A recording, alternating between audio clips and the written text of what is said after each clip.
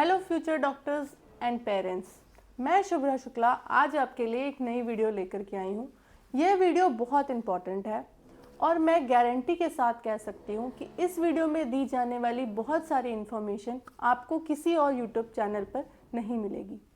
तो अगर आपका भी सपना है यूके से MBBS करने का तो इस वीडियो को अंत तक ज़रूर देखें। आज हमारे साथ हैं डॉक्टर कुबेर शर्मा, जो कि मल्टी स्पेशलिटी हॉस्पिटल में जॉब कर रहे हैं और इन्होंने भी अपनी MBBS विदेश से की है। तो आज ये हमें बताएंगे कि यूके के लिए इंटरनेशनल मार्केट में इतनी हाइप क्यों है। Hello everyone, I am doctor Kuber Sharma. I am an MBBS graduate. तो जैसे कि मैडम ने बात करी कि यूके की हाइप इतनी ज़्यादा क्यों है मार्केट में, इसका एक बहुत ही सिंपल और सरल सा आंसर है। जो हमारा भारत देश है वो अंग्रेजों के राज में काफी साल रहा है, तो इस वजह से जो हमारे लोग हैं उनका माइंड इनसे इन्फ्लुएंस्ड है और हाइप्ड है।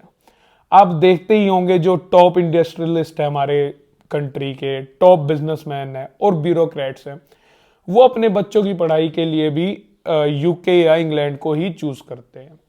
सिर्फ यही रीजन नहीं है कि सिर्फ हाइप है, और भी काफी रीजंस है, जैसे कि जो सैलरी पैकेज है वो काफ़ी हाई है। यूके की डिग्री ऑल ओवर वर्ल्ड में वैलिड रहती है। यूके से अगर कोई स्टूडेंट MBBS करके आता है तो इंडिया में आके उसको FMG फॉरेन मेडिकल ग्रेजुएट का एग्जामिनेशन नहीं देना पड़ता। और पोस्ट स्टडी वर्क वीज़ा या रेजिडेंसी परमिट का भी बहुत बड़ा एडवांटेज है, क्योंकि यूके में अभी भी डॉक्टर्स की काफ़ी कमी है। इस वजह से डॉक्टर्स को परमानेंट रेजिडेंस काफ़ी इजीली मिल जाता है।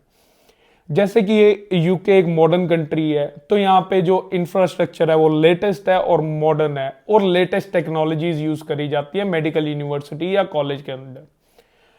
अब जैसे कि यूके में आपको पता ही होगा जो इंडियन कम्युनिटी है वो लार्ज अमाउंट में प्रेजेंट है, तो स्टूडेंट को इजीली अवेलेबिलिटी है ग्रोसरीज की और दूसरे सामान की। यहाँ पे जो मेडिकल कॉलेजेस होते हैं वहाँ पे हैंड्स ऑन ट्रेनिंग पे ज़्यादा फोकस किया जाता है। और सबसे बड़ी बात, यहाँ पे जो कोई लैंग्वेज इशू नहीं है बच्चे को, क्योंकि यहाँ की नेशनल लैंग्वेज है वो इंग्लिश है।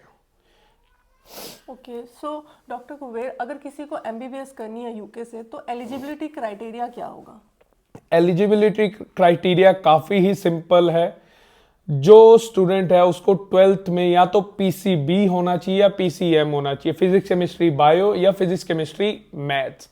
यहाँ पे जो एलिजिबिलिटी के लिए केमिस्ट्री कंपलसरी रहती है। जी, तो बायो होना या ना होना, पर केमिस्ट्री कंपलसरी है, तो PCB या PCM होना चाहिए। और जो मिनिमम रिक्वायरमेंट है मार्क्स की 12th में वो है 90% मिनिमम। और सेकंड बात हम करें तो आइल्स की बात आती है सबसे पहले बाहर जाने के लिए। तो आइल्स एक रिक्वायरमेंट नहीं है, पर हम रिकमेंड करते हैं, क्योंकि जो नंबर ऑफ सीट्स है वो काफ़ी कम है MBBS की, जो NRI सीट्स है, और जो कंपटीशन है वो काफ़ी ही ज़्यादा है। तो इस वजह से आइल्स करने से एक प्लस पॉइंट हो जाता है बच्चे के पास।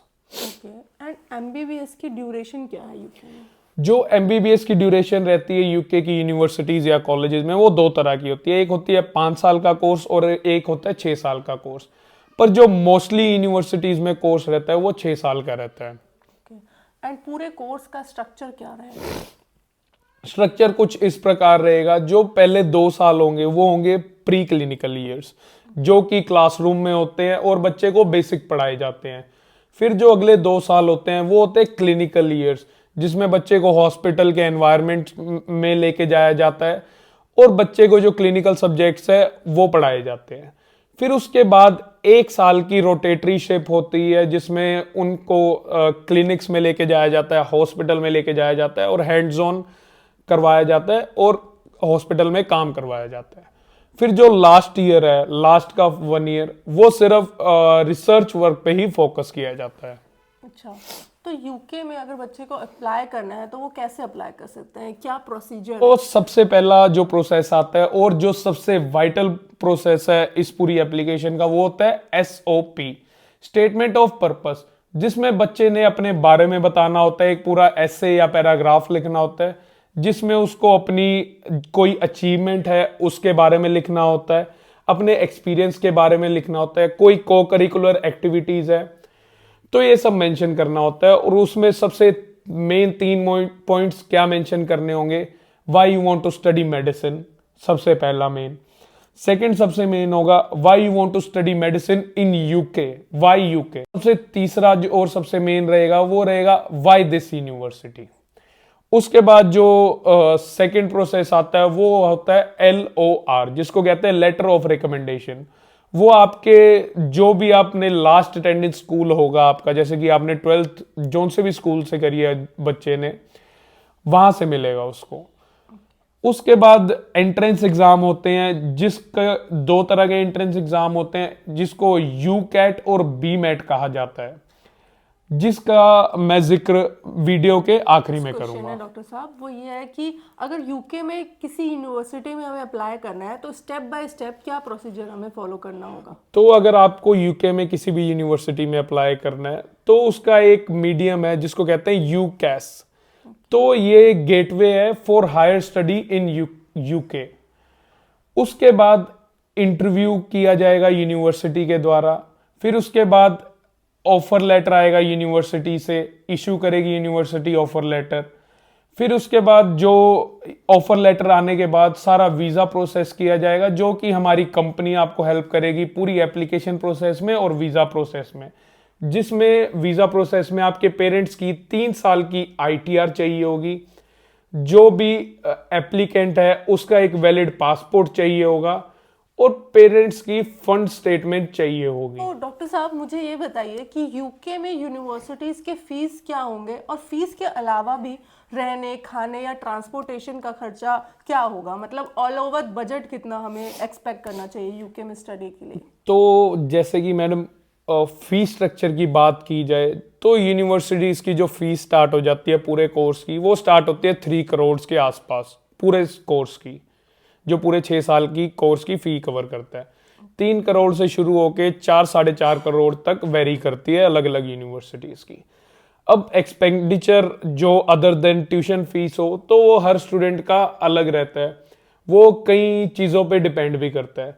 अगर हम एक नॉर्मल स्टूडेंट की बात करें जो एक सबर्ब में रह रहा है या नॉर्मली घर पे बना के खाना खा रहा है और एक नॉर्मल 1 रूम लेके रह रहा है, तो उसका खर्चा कुछ इस तरह रहेगा। फूड का रहेगा 200 से 250 पाउंड पर मंथ का, ट्रांसपोर्टेशन का भी 200 से 250 पाउंड पर मंथ, और हाउसिंग का around 600 to 800 pounds per month.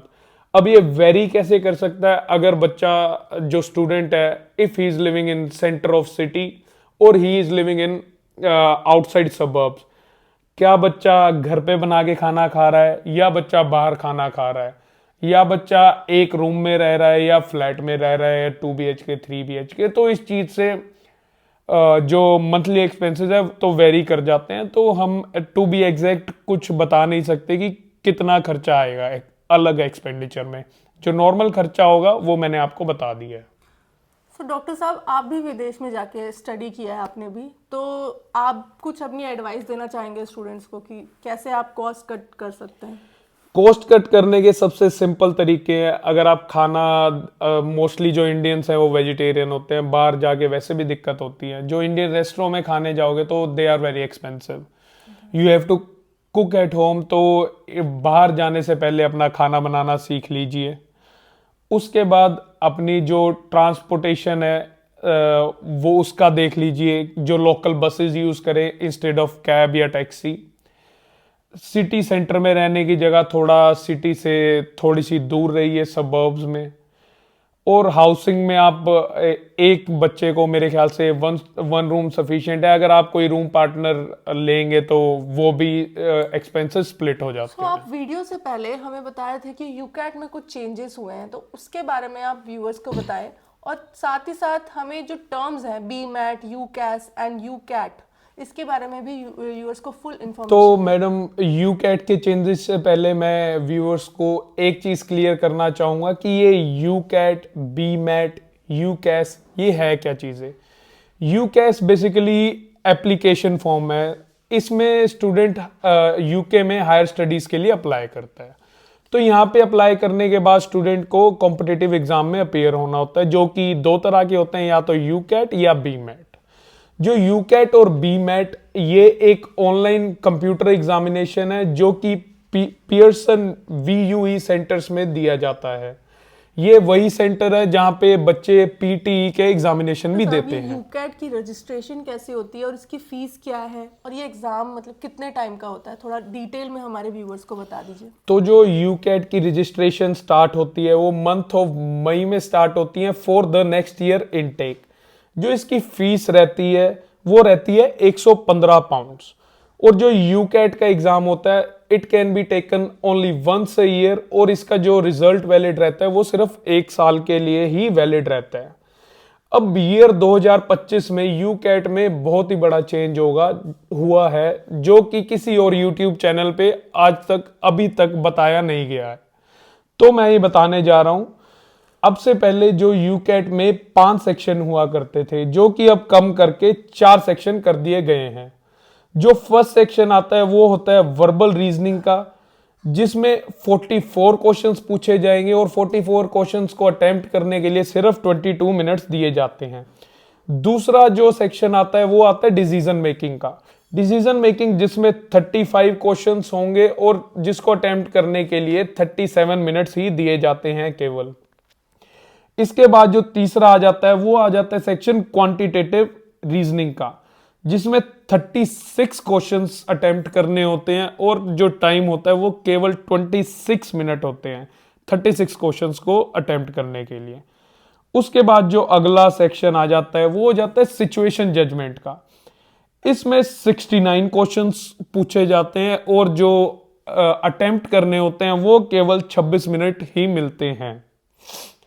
इसके बाद हम बात करते हैं बीमैट की। बीमैट की जो फीस होती है वो फीस रहती है 92 पाउंड्स। अब बच्चों के दिमाग में ये होगा कि अब हम यूकैट देंगे या बीमैट देंगे, कौन सा एग्जाम हमें देना होगा। तो ये बच्चों के हाथ में नहीं है, स्टूडेंट्स के हाथ में नहीं है, ये हाथ में होता है यूनिवर्सिटी में कि उस यूनिवर्सिटी की क्या रिक्वायरमेंट है। कई यूनिवर्सिटीज की रिक्वायरमेंट बीमैट की होती है, कई यूनिवर्सिटीज की रिक्वायरमेंट यूकैट की होती है। जो भी रिक्वायरमेंट होगी उस यूनिवर्सिटी में जिसमें जो अगला एग्जाम आ जाता है वो होता है बीमैट। इसकी जो फीस रहती है वो रहती है 92 पाउंड्स। जो बीमैट होता है वो 3 सेक्शन में डिवाइडेड है। सबसे पहले आता है थिंकिंग स्किल वाला सेक्शन, जिसमें हमें 32 क्वेश्चंस दिए होंगे और उसको हमें 60 मिनट्स मिलेंगे अटेम्प्ट करने के लिए। Second would be scientific knowledge and application. इसके अंदर हमें 27 क्वेश्चंस होंगे और 30 मिनट्स मिलेंगे अटेम्प्ट करने के लिए। इसके बाद हमारा आएगा राइटिंग टास्क। इसके अंदर हमें तीन ऐसे दिए जाएंगे और इसमें एक ऐसे को अटेम्प्ट करने के लिए 30 मिनट दिए जाएंगे। इस प्रकार जो पूरा का पूरा एग्जामिनेशन है वो 120 मिनट का या 2 घंटे का हो जाता है। ओके, सो आप अब स्टूडेंट्स को ये बता सकते हैं कि किन यूनिवर्सिटीज में बीमैट कंपलसरी है एंड किन यूनिवर्सिटी में यूकैट। जो बीमैट कंपलसरी है वो वर्ल्ड यूनिवर्सिटीज जो मानी जाती हैं उनमें कंपलसरी है, जिसमें सबसे पहले आ जाता है हमारा Cambridge University, second would be Oxford University and third is Lancaster University. तो जो यूके में मैक्सिमम यूनिवर्सिटीज जो MBBS कोर्स ऑफर करती हैं वो मोस्टली यूकैट एग्जाम ही लेती हैं। उसकी यूनिवर्सिटी की लिस्ट हमारी डिस्क्रिप्शन में भी मेंशन होगी और मैं आपको बता भी देता हूँ और आपकी स्क्रीन पे भी दिखेगी। सबसे पहले आ जाती है एबर्डीन कॉलेज, फिर आ जाते हैं एंजिलिया रुस्किन, फिर Aston, Birmingham, Brighton East Sussex, Bristol, Brunel, Cardiff, Dundee, Edge Hill, Edinburgh, Exeter, Glasgow college, Holyoke College, Imperial College, then is the King's College London, Kelly, Kente Medway College, Leeds College, Leicester College, Poole, Lincoln, Manchester, Newcastle, Nottingham, Norwich, Plymouth, Queen's Mary London, Queensby Belfast, then is the Sheffields, then is the Southampton, then is the St Andrews, St George's, UCL in Warwick। इसकी एक काफी बड़ी ही list है, आप description में इसको देख सकते हैं। तो व्यूवर्स और उनके पेरेंट्स, आखिरी में मैं एक बहुत इंपॉर्टेंट चीज मेंशन करना चाहूंगा कि आप अपने बच्चे से ये एक्सपेक्ट ना करें कि वो यूके जाके अपनी स्टडी भी करेगा, साथ में हॉस्पिटल का काम भी करेगा, साथ में अपने जो रात को नोट्स बनाने होंगे बच्चे को, और सारे दिन हॉस्पिटल का काम करने के बाद वो पार्ट टाइम जॉब करेगा। ऐसा नहीं होने वाला। ये सारे हेक्टिक प्रोसेस के बीच में उसको पार्ट टाइम जॉब्स का टाइम नहीं मिल पाएगा। तो अगर आपकी पॉकेट अलाउ करती है तो ही अपने बच्चे को यूके भेजने का डिसीजन लीजिए, नहीं तो आप इंडिया या और किसी कंट्रीज में एमबीबीएस के बारे में सोचिए। जी, अगर आपको भी ये वीडियो पसंद आई है तो प्लीज़ ज़रूर से ज़रूर सब्सक्राइब करें। आपका एक सब्सक्राइब हमारा हौसला बढ़ाते रहेगा और इसी प्रकार हम नई वीडियोस एंड इन्फॉर्मेशन आपके साथ शेयर करते रहेंगे। प्लीज़ बेल आइकन को क्लिक करना ना भूलें।